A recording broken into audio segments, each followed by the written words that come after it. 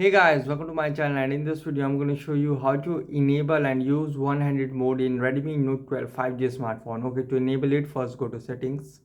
Okay, now in settings, scroll down and go to additional settings, and here you can see one-handed mode. Now tap on one-handed mode and you can see one-handed mode. Now tap here to enable it. You can see turn on one-handed mode by swiping left or right from the center of the navigation panel.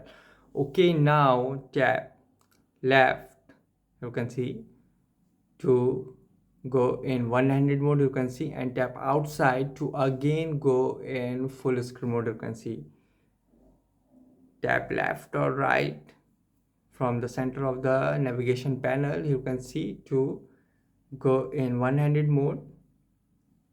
You can see by swiping left or right to the center of the navigation panel, you will go in one-handed mode like this. You can see